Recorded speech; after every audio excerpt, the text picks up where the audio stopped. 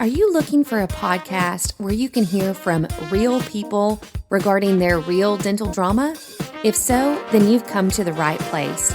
Join hosts Bethany Petty and Dr. Rena Kuba as we dive into the solutions we've created and the mistakes we've made while managing dental drama. Let's get started. Thanks for joining me back today for part 2 of the aftermath of terminating an employee. So as a reminder, I am going to drop you right back into the conversation between myself and Dr. Kuba last week. This is part 2. So if you feel a little bit lost, I would encourage you to go back and listen to last week's episode.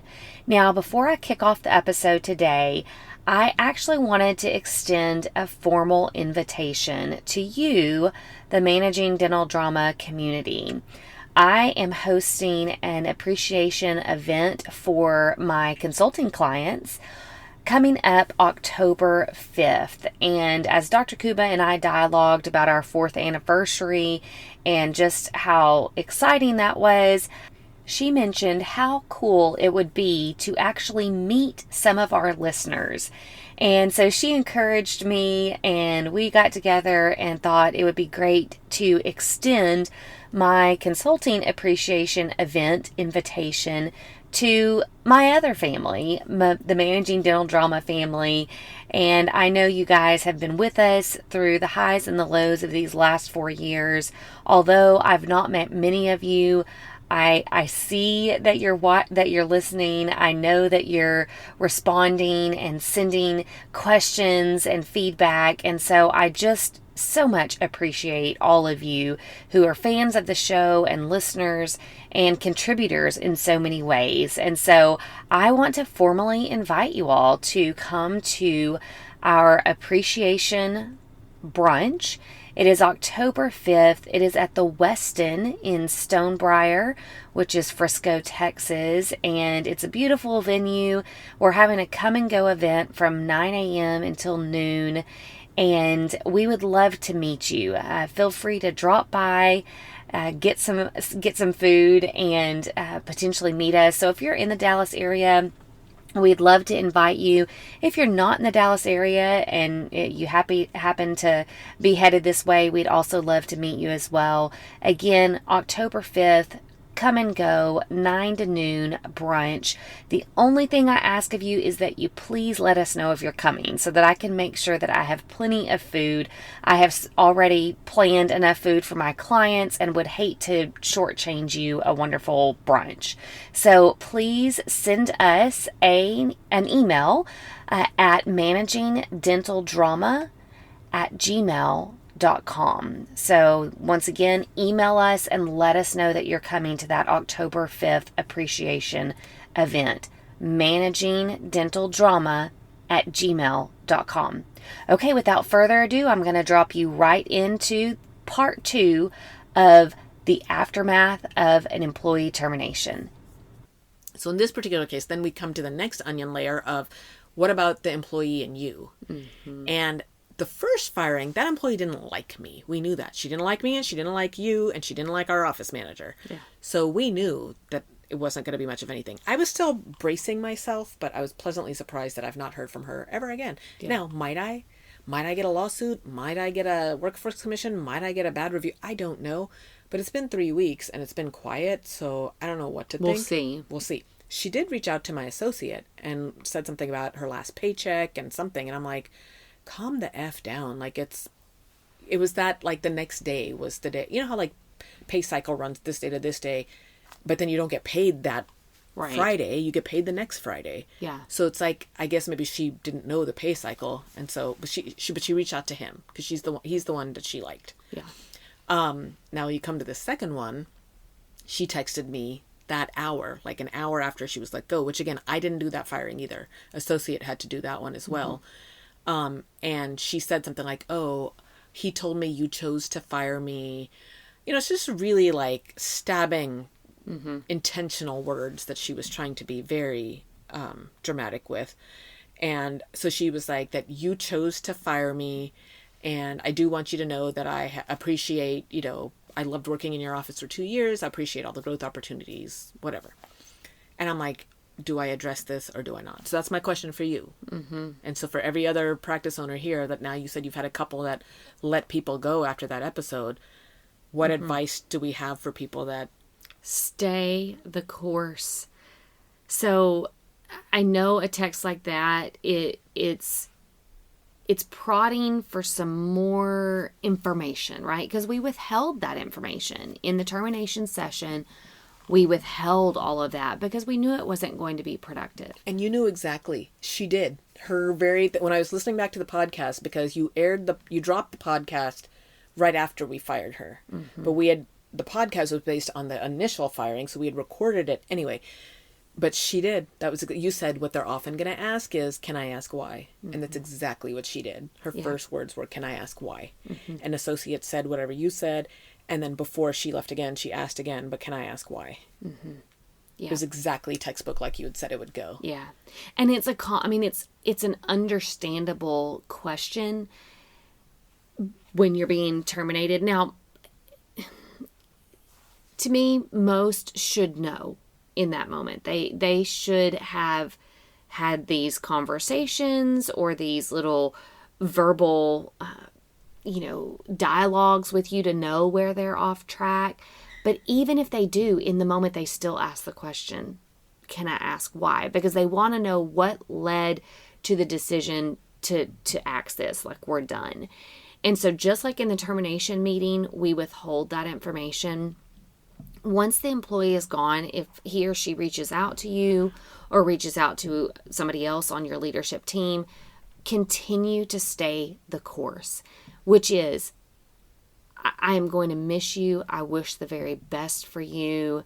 We think this is the best plan for you and the best plan for the practice. But can I ask why? So do reply.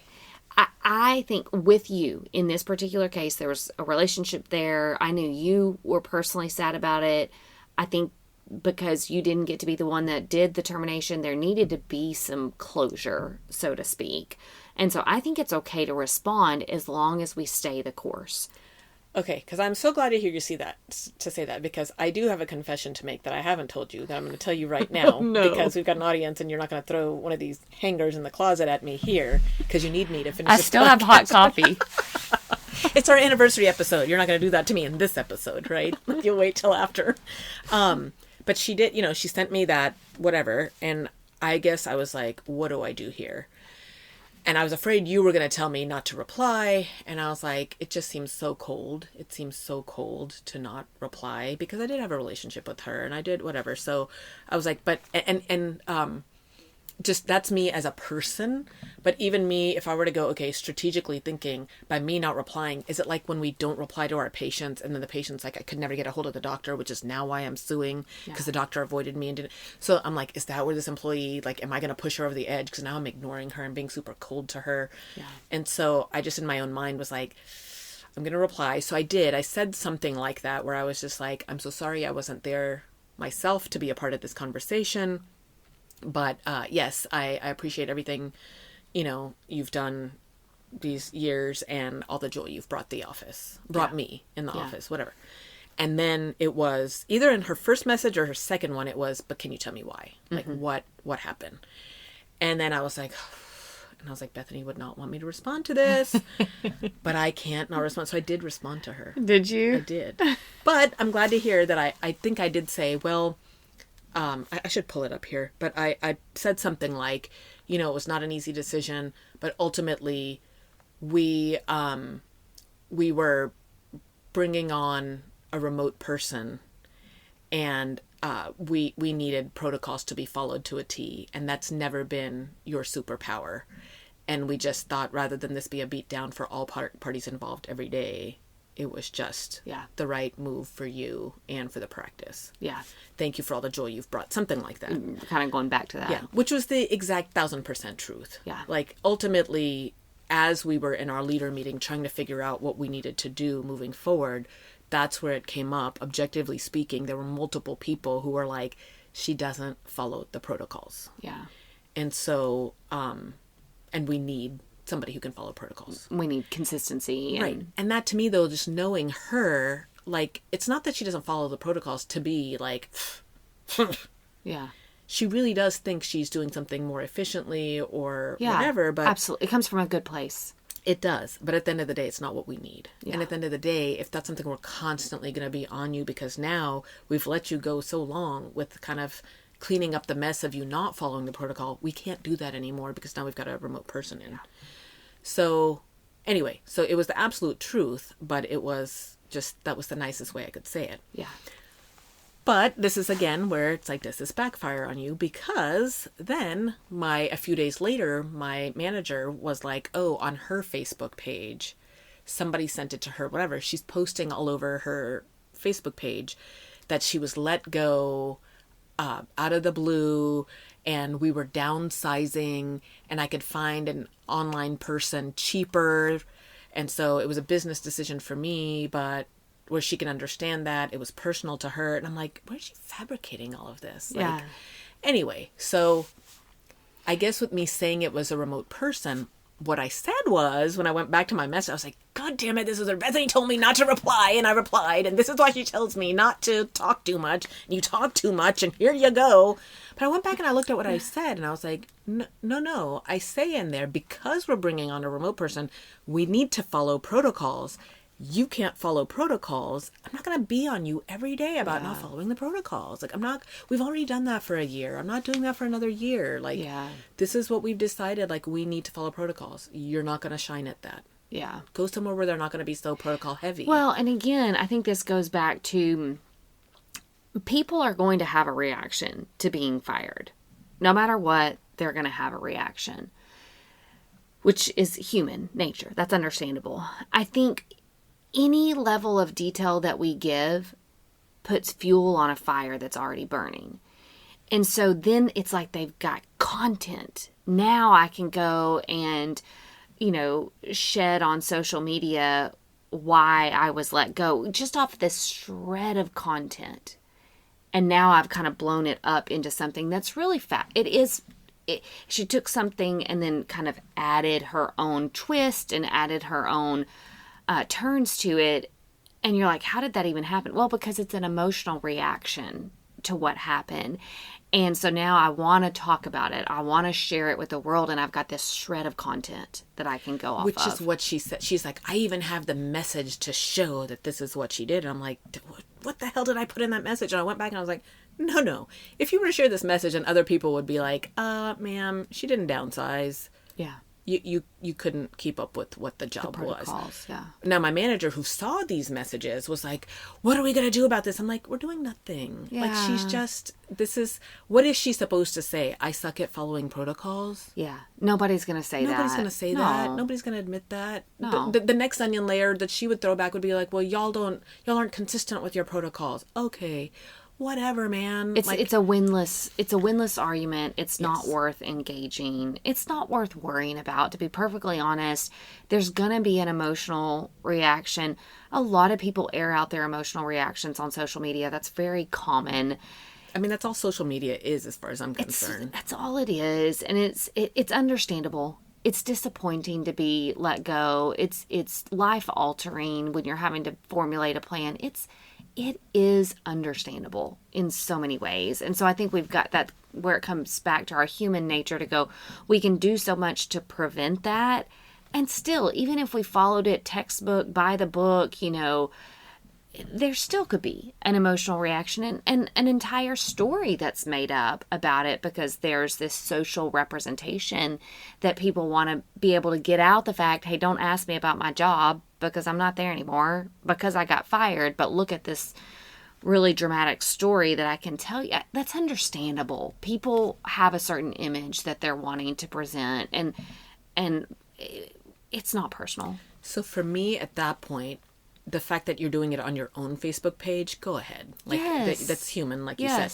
Now, if you were to say something on my Facebook page, or I don't know what I would do if she was like, if we were in a small town and she went to church with everybody and she's saying all this stuff, like, can you give us any advice for any of that? Like, how do we manage that? Yeah. So this is where it's almost like your message to the team is on repeat.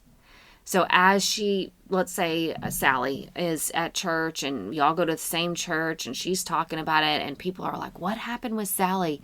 It's the same exact message on repeat. It's that sadness. I was really sad that we had to get to a point, there were, some performance things that were repetitive that just, we felt like she would be happier somewhere else. We want what's best for Sally. We know she's going to shine somewhere else. You keep that message consistent and eventually it dies down. It's not worth unpacking all the dirty laundry on every single person that might ask. On social media, if it were to come across on social media, you could have the exact same message. Sally, I love you as a person. I was really sad to see you go. I know you're going to shine somewhere else. Wish you the best of luck. We wish you the best. It's just, we've got to keep this level of professionalism and respect. That person is disrespecting the practice if they're doing it on social media or out and about. They're showing a level of disrespect, and we cannot fight disrespect with disrespect. It does not work. So we fight it with respect. And when we're talking respectfully about that person, every time they're opening their mouth and saying a negative word, we refuse to fight that battle with them. And I think that is so hard to do because you're just like, enough. I've had enough. You want to play that game? I'll play that game with you. You want me to air? You're going to air what you think I did to you. Let me air what you did to me. Yeah. But I think what stops me with that is, like you said, I think the more information you give, people can hang on to a detail and spin it whatever way they want.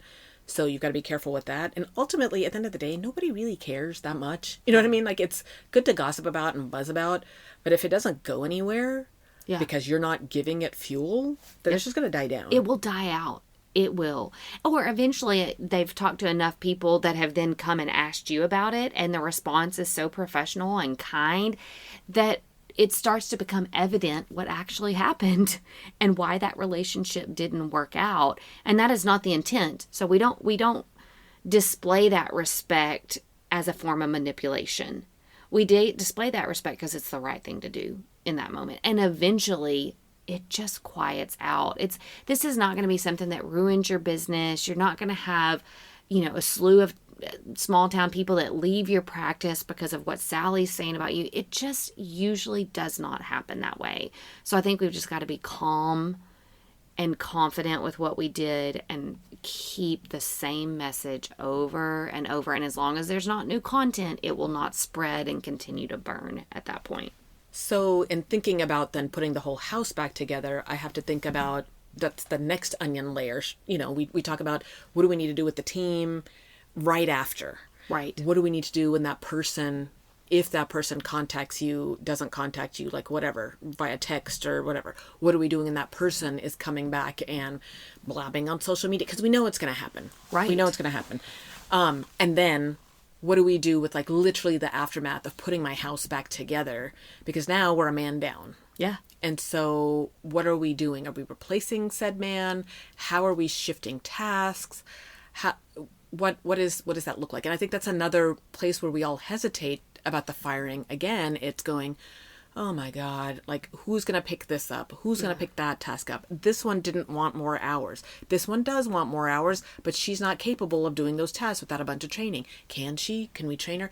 Like, so it's just a lot of those. So can we talk a little bit about that right now? Like all the... I think I'm kind of in my mind thinking of it as almost like a rebuilding phase. Like this bomb went off in the office, and now there is this rebuilding and reorganizing and restructuring that has to take place. And chances are you've thought about that ahead of time, but then when the bomb actually goes off, you're like, okay, now it's reality. Do we have a plan in place for who's taking over what? How did we even preliminarily prepare for that? Did we start to pave the way for some cross-training? Did we start to outsource some items that we felt like were going to put us in a good position to be without this person?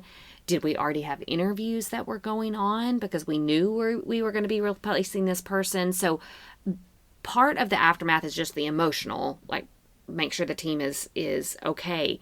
But then they need to know what the plan is as well, because it can create a lot of uncertainty of like, oh, well, Sally was our insurance person. So who in the heck's going to be doing insurance now? And if there's not a lot of communication on the plan or the rebuilding of the house, it can lead to a lot of uncertainty as well. So like, for example, with the first termination, the lady that had been there 10 months, she was your primary treatment coordinator. She was stepping into all of the treatment talks. She was preparing the financial side of things. You and I knew that we had a backup in place already for that. It was the lady that used to do it that was still on the team that we knew because of the way that we had built out the hygiene team, that your hygienist could step in and immediately fulfill that role. Do you want to talk a little bit about how? Yeah, so, I mean, I think but I guess where you're going with this, though, is we might have a plan, but if we haven't communicated that effectively. Yes. Or, so for example, if this person, we term her, and now Susie is sitting there going, wait a minute, Sally used to have to do all the insurance and come up with the estimates. I hate doing that. I'm not good at doing that. I'm not doing that. Well, if she's gone, I guess it's time for me to look for somewhere else because all of that's going to fall on me. Mm-hmm. And so that's what the other thing, if you don't have a good solid plan in place. Now, sometimes it's hard to have a plan in place because you don't know what's going to happen. Like, kind of like for us, we didn't know. It's not like we've been sitting here for 2 months going, this is the person we're going to fire, that we're going to fire her next. Like, that is not at all how it went down. But in the back of your mind, before you did term, which I think where a lot of us don't term because we don't have that plan in place yet, mm-hmm. then that's where you need to start thinking about before, because that is, again, super important. You don't want to lose more people, not because you chose to term them, but because we've already talked about, like, Susie leaving because of Sally. That's most likely not going to happen because of her loyalty to Sally. It could, but usually that doesn't. But it could happen if she's going, oh crap, like, I don't want to work more than my 30 hours. Now I'm clearly going to have to work 40. Peace, I'm out. So we need to make sure we A, have a plan, 100%. And B, that we've communicated that plan. That is so critical. And I do see that is the part where the practice owner can get bit in the butt. Because if they just assumed Susie's going to pick up all these tasks and Susie's like, oh, heck no, I ain't doing that. Nobody talked to me about that. That's not my job. That was Sally's job. Like, if we didn't communicate what our thought process was, well, first of all, you better have a thought process. Don't fire somebody and then just be like, yeah, we'll figure it out. No, have a plan, even if it's last minute, even if you decided to term this person the next day and you're like, oh shoot, I got to put together a plan. You at least have to have some preliminary thoughts about what you're going to do to cover her roles and responsibilities. And you can't just assume that somebody else is going to pick those up. If I do see subsequent resignings after a termination, it's because there wasn't a good plan and we just assumed that so-and-so would pick it up. And then they're unhappy with that. So don't make that mistake that it's just all going to be okay. You need to have a plan and you need to communicate about that plan. And even if you can't come up with a plan, if you're like, I don't even know what in the heck Sally did. Felt like she was on her phone all the time, so we'll probably be fine without her. But Sally was the only one that knew about how to properly verify insurance. And now you terminated her and the rest of the team is like, oh no, we don't know how to verify insurance. Even if you don't know what she did, at least start the dialogue with your business team. Like, okay, hey, the whole conversation of, yes, we're so sad. We wish the best for Sally, but I want to schedule time with you guys so that my goal is that we can really make it work with the two of you that are remaining. But I want to talk through that. How would we divide and conquer? What could I help you with? Is there anybody in the back clinically that we can cross-train to maybe help with a few things? Let's have a conversation about this so that if you don't know what all Sally did, at least you're starting the conversation where they can have a voice in how it's going to go moving forward. I think that's critical because then that's where they're in their own head either going, is this a stable place to work?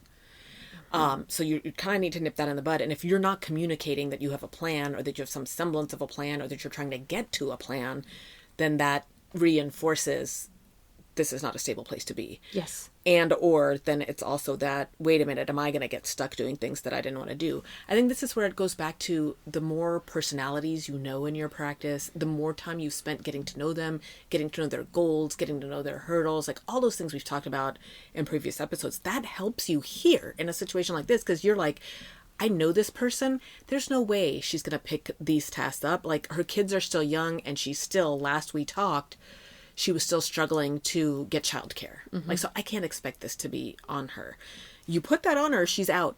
Now you're going to be down to 2 people. So you really need to think about these steps before. Or if you know that, you know, in our case, the one person was like, I don't understand why you have so many of us.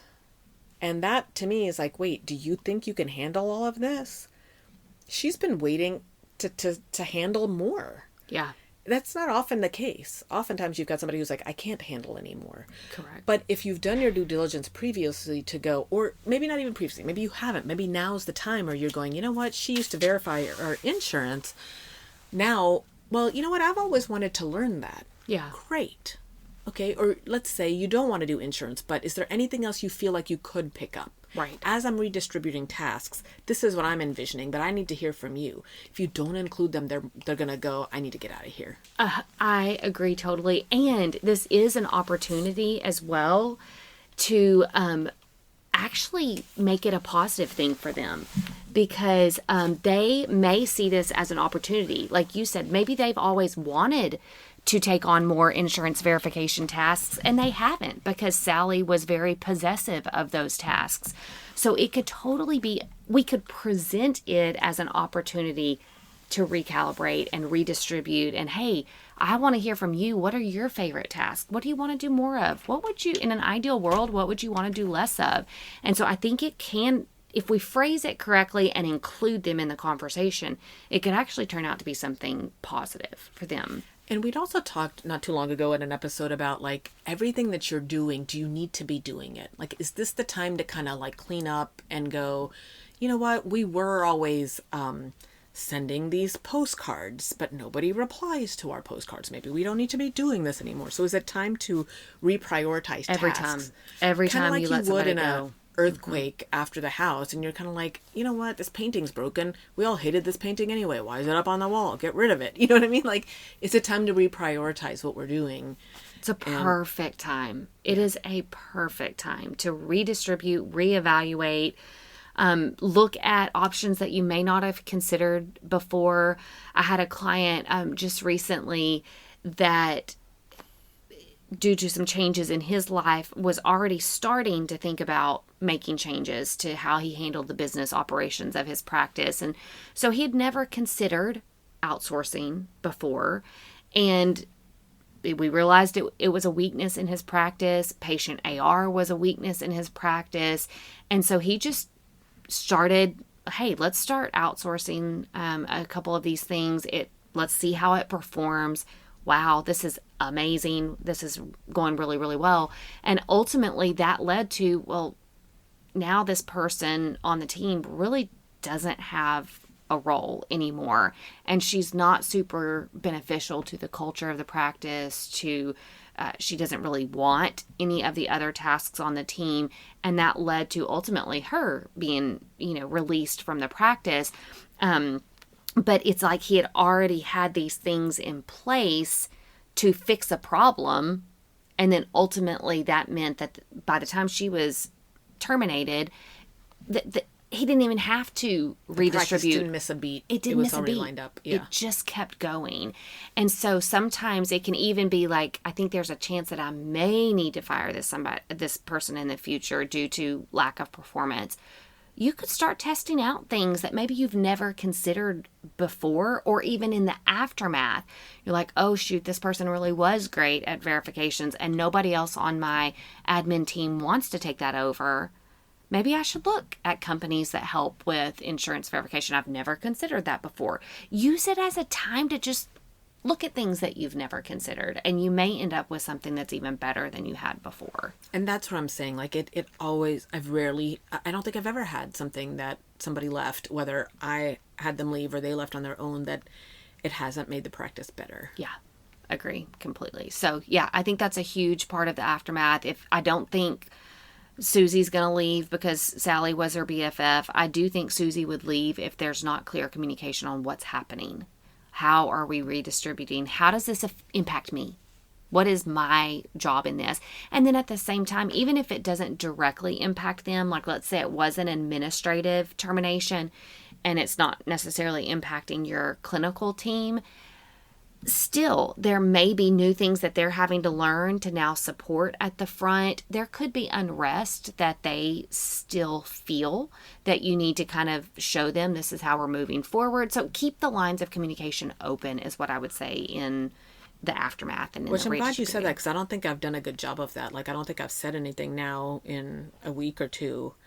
And now that this person came to me yesterday and said that, it's probably a good reminder for me to go, okay, I need to communicate a little bit more, and here's our plan, and this is what's going on. And yeah.